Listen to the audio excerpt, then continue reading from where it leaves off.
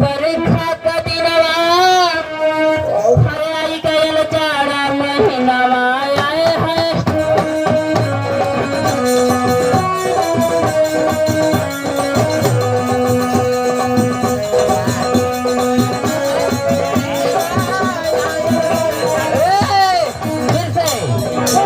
धीरे धीरे बीती गयल बरखा का दिनवा आई गयल जाड़ा महीनावा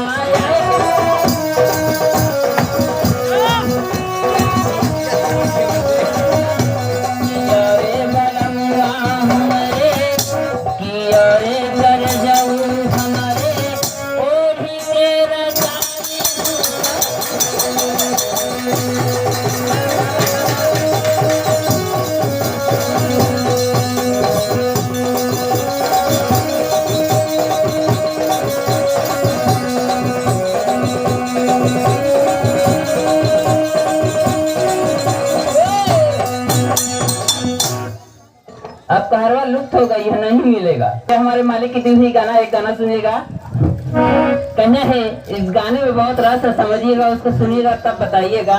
हमारे बिल खतु है लुगैया पार करी के खेके नैया देखे गैला चाचा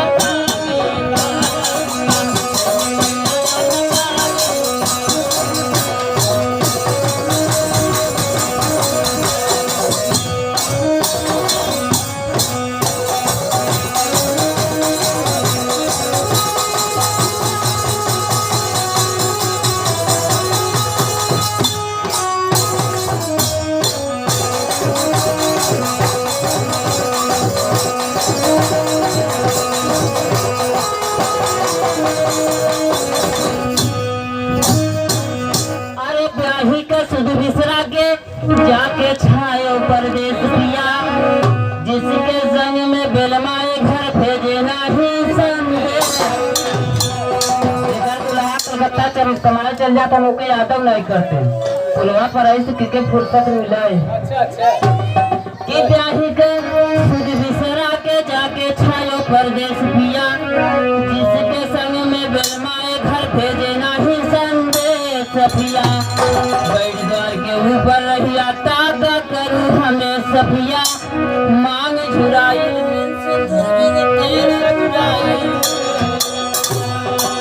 और मोफत का गजरवा कहे बिन कैली ना पियरवा लागत सुरवई में दादी बहलहूं